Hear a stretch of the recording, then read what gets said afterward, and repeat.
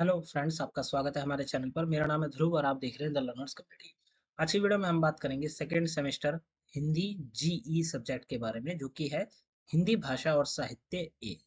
ठीक है, generic elective course के अंतर्गत अगर आपने हिंदी चुना है तो आपको ऑप्शन मिले होंगे हिंदी ए बी सी, और अगर आपके पास हिंदी ए है तो ये वीडियो आपके लिए है। ये आपका यूनिक पेपर कोड है, आप देख सकते हैं। ठीक है, आपके पास भी सेम यूनिक पेपर कोड है। अगर आप किसी और स्ट्रीम या कोर्स के स्टूडेंट हैं और आपके पास सेम यूनिक पेपर कोड है तो भी यह वीडियो आपके लिए ही है। आज की वीडियो में हम इस सब्जेक्ट के क्वेश्चन पेपर को डिस्कस करेंगे, देखेंगे किस टाइप के क्वेश्चंस आपसे पूछे जा सकते हैं आपके एग्जाम में, जो कि होने वाले हैं। ठीक है, तो आपको एक आइडिया लग जाएगा कि एग्जाम में क्या पूछा जाएगा, क्या क्वेश्चन आ सकते हैं। ठीक है, क्या क्या आपको एक्सप्लेन करना है, ये सारी चीजें तो आज की वीडियो में हम डिस्कस करेंगे। तो चलिए वीडियो को शुरू करते हैं, और अगर अभी तक आपने हमारा चैनल सब्सक्राइब नहीं किया तो प्लीज चैनल को सब्सक्राइब करो, वीडियो पूरा देखें। 3 घंटे का पेपर होगा, 90 नंबर का आपका एग्जाम होगा। जितने भी क्वेश्चन करने हैं सभी के सभी अनिवार्य हैं, मतलब जितने भी क्वेश्चन दिए गए हैं ना सभी करने हैं आपको अटेम्प्ट। ठीक है, कोई भी आपको क्वेश्चन छोड़ना नहीं है। 8 नंबर के 3 आपको पैराग्राफ दिए गए हैं। ठीक है, या कहें हम गद्य दिए गए हैं, गद्य और पद। तो अब आपको क्या करना है, इनकी साप्रसंग व्याख्या आपको यहाँ पे करनी है। क्वेश्चन नंबर 1 आपका 24 नंबर का हो जाता है। निम्नलिखित की सप्रसंग व्याख्या कीजिए। ये आपको यहाँ पे एक प्रकार से पैराग्राफ दिया गया है। ठीक है, इस पैराग्राफ की आपको क्या करनी है, सप्रसंग व्याख्या करनी है। क्वेश्चन नंबर 1 को 3 भाग में ऐसे का, फिर खा और फिर गा के ऐसे में बांटा गया है। ठीक है, का खा गा। और आपका का जो है वो 2 भागों में डिवाइडेड है। किस प्रकार से, या तो आप ये वाला अटेम्प्ट कर सकते हैं या फिर आप ये वाला अटेम्प्ट कर सकते हैं। हम यहाँ पे सप्रसंग व्याख्या को नहीं समझेंगे, क्योंकि इनके रिपीट होने के चांसेस कम होते हैं क्वेश्चन आंसर्स के मुकाबले। ठीक है, ये काफी कम रिपीटेशंस में होते हैं। ठीक है, तो हो सकता है कि इस साल आपके जो ये है सत्संग व्याख्या ये बदल दिया जाए। ठीक है, इनमें दिया गया पैराग्राफ को बदल दिया जाए। तो आपको क्या करना है, आपकी किताब में जितने भी चैप्टर्स हैं उन सब की बेसिक डिटेल आपको पता कर लेनी चाहिए। ठीक है, एग्जाम से पहले आपको एक बार चैप्टर पढ़ लेना है, तो आपको एक आइडिया लग जाएगा। जब आप ये जो पैराग्राफ आपको दिया जाएगा एग्जाम में, आप उसको एक बार पढ़ेंगे तो आपको आइडिया लग जाएगा कि ये उस चैप्टर से रिलेट करता है। ठीक है, और उस चैप्टर से रिलेटेड चीजें आप इस पैराग्राफ का जो साप्रसंग व्याख्या है उसमें आप बता सकते हैं, जिससे आपको अगर ऑन द स्पॉट समझ में भी नहीं आ रहा है या याद नहीं आ रहा तो भी आप रिलेटेड चीजें लिखेंगे तो भी आपको अच्छे खासे नंबर मिलने के चांसेस बढ़ जाएंगे। ठीक है, क्वेश्चन नंबर 1 में एक ये वाला दिया गया है का वाले ऑप्शन में, और उसके बाद ये वाला दिया गया है। अब फिर खा की तरफ आ जाते हैं, तो खा में आप देख सकते हैं 2 बांटा गया है। ये खा में आप ये वाला अटेम्प्ट कर सकते हैं, या फिर अथवा वाले के साथ आप ये वाला अटेम्प्ट कर सकते हैं। ठीक है, आपको चॉइस दी गई है, ऐसा नहीं है कि आपको केवल वही दिया गया है वही आपको करना है। आपको चॉइस दी गई है, आप चाहे तो ऊपर वाला अटेम्प्ट कर ले, चाहे तो आप नीचे नीचे वाला जो है उसे अटेम्प्ट कर सकते हैं। गाम में भी सेम यही दिया गया है, या तो आप ये वाला पैराग्राफ अटेम्प्ट कर लीजिए और इसकी साप्रसंग व्याख्या लिखिए, या फिर आप ये जो है इसकी सप्रसंग व्याख्या यहाँ पे लिख सकते हैं। ठीक है, तो ये आपका जो सप्रसंग व्याख्या के 3 क्वेश्चंस हैं, ठीक है, वो आपके हो जाते हैं। अब क्वेश्चन नंबर 2 की तरफ चलते हैं, जिनके रिपीटेशन के चांसेस ज्यादा होते हैं, तो हम इनको डिटेल में एक्सप्लेन करते हुए चलेंगे और समझेंगे कि आपसे क्या पूछा गया, आपको क्या लिखना है। क्वेश्चन नंबर 2, हिंदी भाषा के उद्भव और उसके स्वरूप पर प्रकाश डालिए। 12 नंबर का आपका क्वेश्चन है, मतलब आपको डिटेल वर्जन में लिखना है। क्वेश्चन को 2 भागों में बांटा गया है। पहले आपको हिंदी भाषा के उद्भव के बारे में बताना है, और फिर उसके जो स्वरूप है उसके ऊपर आपको प्रकाश डालनी है। पहले आप उद्भव के बारे में बताएंगे, भाई कहाँ से उद्भव हुआ हिंदी भाषा का। ठीक है, कहाँ से शुरुआत हुई, कौन कौन से राइटर्स थे जिन्होंने हिंदी भाषा के विकास में अपना जो एक प्रकार से कहें कि योगदान है वो दिया था, जिससे हिंदी भाषा इतनी ज्यादा आप कह सकते हैं कि फेमस हुई और विकसित हुई। ठीक है, तो आप ये बता देंगे। उसके बाद आप उसके स्वरूप को बताएंगे, भाई उसका जो आज रूप है वो कैसा है। ठीक है, उसके रूप के बारे में बताएंगे। हिंदी भाषा में ऐसा नहीं है केवल हिंदी है, हिंदी में भी मिक्स काफी सारी चीजें थी। तो ये सारी चीजें आप इसके अंतर्गत एक्सप्लेन करेंगे। क्वेश्चन नंबर 2 है वो 12 नंबर का है। अब क्वेश्चन नंबर 2 को अथवा वाले ऑप्शन के साथ रखा गया है, तो आप या तो ये वाला अटेम्प्ट कर सकते हैं या तो ये वाला। इस वाले में पूछा गया राष्ट्रभाषा और संपर्क भाषा का परिचय देते हुए उनमें अंतर स्पष्ट कीजिए। ठीक है, राष्ट्रभाषा और संपर्क भाषा का आपको पहले तो परिचय देना है, मतलब राष्ट्रभाषा क्या है। ठीक है, उसके बारे में आपको एक्सप्लेन करना है। फिर जो संपर्क भाषा है, संपर्क करने की जो भाषा है एक दूसरे व्यक्ति से, ठीक है, वो क्या है उसके बारे में आपको यहाँ पे एक्सप्लेनेशन देनी है, आपको समझाना है।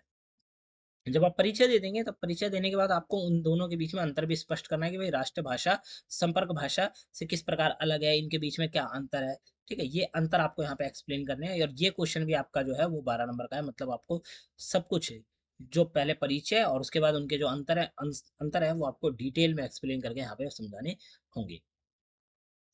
क्वेश्चन नंबर 2 के बाद क्वेश्चन नंबर 3 की तरफ चलते हैं। क्वेश्चन नंबर 3 12 नंबर का है आपका। क्वेश्चन नंबर 3 में पूछा गया है, संत काव्य की प्रमुख प्रवृत्तियों की वर्णना कीजिए। ठीक है, किसकी प्रवृत्तियां, संत काव्य की जो प्रवृत्तियां हैं प्रमुख, उनका उसका आपको यहाँ पे वर्णन करना है, उन प्रवृत्तियों को यहाँ पे आपको एक्सप्लेन करना है।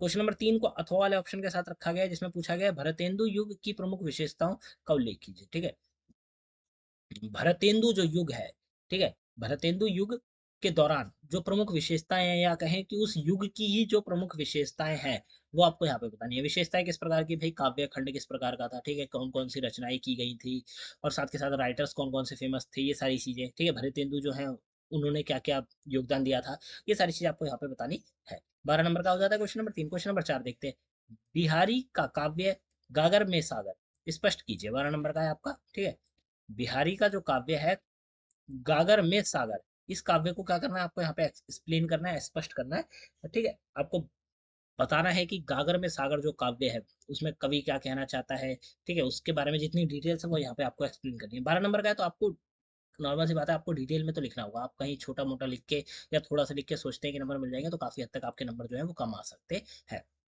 क्वेश्चन नंबर 4 के अथवा वाले में पूछा गया, पाठ्यक्रम में संकलित रैदास के पदों का प्रतिपाद्य लिखिए। पाठ्यक्रम मतलब आपका जो इंडेक्स है, उसमें संकलित रैदास के जो पद हैं, ठीक है, उनके पदों का प्रतिपाद्य यहाँ पे आपको लिखना है। पदों के बारे में आपको यहाँ पे बताना है, उनका क्या प्रतिपाद्य निकलता है, ये आपको यहाँ पे लिखना है। क्वेश्चन नंबर 4 हो जाता है। क्वेश्चन नंबर 5, बेटी की विदाई कविता की मूल संवेदना बताइए। 12 नंबर का है आपका क्वेश्चन नंबर 5, बेटी की जो विदाई कविता है उसकी मूल संवेदना क्या निकल के सामने आती है। ठीक है, मूल संवेदना क्या है, ये आपको यहाँ पे बतानी है। एक प्रकार से यही कहें कि भाई बेटी की जो विदाई है उसके कविता के बारे में आपको यहाँ पे एक्सप्लेन करना है। क्वेश्चन नंबर 5 का अथवा वाले ऑप्शन में आपसे पूछा गया है कि बादल को घिरते देखा है, कविता का सार अपने शब्दों में लिखिए। ठीक है, कविता का सार मतलब आप कह सकते हैं कि अंत में जो निष्कर्ष निकल के आता है कि भाई पूरी कविता का क्या सार रहा है, कवि क्या बताना चाहता था। ठीक है, तो बादल को घिरते देखा है, ये जो कविता है इसका आपको पूरा का पूरा सार लिखना है, वो भी अपने शब्दों में। ठीक है, अपने शब्दों का मतलब कि आपको कविता किस हिसाब से समझ में आई है, किस प्रकार से समझ में आई है। ठीक है, वो आपको यहाँ पे उसका सार लिख के बताना है। क्वेश्चन नंबर 5 के बाद क्वेश्चन नंबर 6 आता है आपको। ठीक है, 18 नंबर का, जिसमें आपको तीन जो है टिप्पणी टॉपिक, 3 टॉपिक पे टिप्पणी लिखनी है, और हर एक टॉपिक आपका 6 नंबर का है। ठीक है, तो 3 टॉपिक आपको कवर अप करने हैं। अब सिद्ध साहित्य, राजभाषा, रीतिबद्ध काव्यधारा, वीर रस के कवि भूषण, ठीक है, जयशंकर प्रसाद का साहित्य परिचय, और छायावाद, ये टॉपिक्स दिए गए हैं। 6 टॉपिक्स, आपको किन्हीं 3 टॉपिक्स को उठाना है। इन 3 टॉपिक्स के ऊपर क्या लिखनी है, जो टिप्पणी है वो आपको लिखनी है, मतलब उन टॉपिक्स को वहां पे एक्सप्लेन करना है पैराग्राफ के तौर पे। ठीक है, अब देख लीजिए ये जो टॉपिक्स है ना, ये इंपॉर्टेंट है, इनका रिपीट होने के चांसेस काफी ज्यादा हैं, ये रिपीट हो जाते हैं। और साथ में जो ऊपर क्वेश्चन नंबर 2 से लेकर क्वेश्चन नंबर 6 तक जितने भी क्वेश्चन है वो सबके सब रिपीटेड होते रहते हैं। तो आपको इन सभी क्वेश्चंस को तो अच्छे से प्रिपेयर कर लेना है। ठीक है, आपको 2 चीजें आपको कर लेनी है। सबसे पहले आपको किताब में जितने भी चैप्टर्स दिए गए हैं उन चैप्टर्स की बेसिक डिटेल जो होती है वो आपको पता कर लेनी है, पढ़ लेनी है एक बार। ठीक है, जिससे आपको आइडिया रहेगा कि चैप्टर में किस बारे में है, चैप्टर से क्या रिलेटेड चीजें हैं। अब इतना हो गया, उसके बाद आपको एक बार ये क्वेश्चन पेपर जो हम कवर अप कर रहे हैं ये सॉल्व कर लेना है अगर आप चाहें तो। अदरवाइज आप लोग चैप्टर में जितनी भी चीजें हैं उनको अच्छे से पढ़ के जाइए, एग्जाम में आप अच्छे से आंसर बना के लिख पाएंगे। ठीक है, आपकी काफी ज्यादा हेल्प हो जाएगी। तो ये था आपका question paper Hindi A subject का। ठीक है, second semester BA program students के लिए और ऑनर्स वालों के लिए भी, अगर आपके पास सेम सब्जेक्ट है तो। ठीक है, वीडियो कैसी लगी आप हमें जरूर बताएं। वीडियो अच्छी लगी तो वीडियो को लाइक करें, चैनल को सब्सक्राइब करें, जितना हो सके वीडियो को शेयर करें। डिस्क्रिप्शन बॉक्स में लिंक दिया गया है, आप हमारे ऐप को चेकआउट कर सकते हैं। ऐप का नाम है the learners community DUSL। App play store पर फ्रीली अवेलेबल है, आप जाके उसे चेकआउट कर सकते हैं। आपकी हेल्प करेगा नोट्स के रिगार्डिंग, और उसके बाद स्टडी मटेरियल, सिलेबस और कॉलेज के अपडेट्स के रिगार्डिंग आपकी जो भी हेल्प होगी वो आपको हेल्प जो है ऐप वो आपकी करेगा। ठीक है, तो आपको ऐप जरूर डाउनलोड करना चाहिए, एक बार उसे देखना चाहिए। मिलते हैं अगली वीडियो में। Thanks for visiting my channel guys.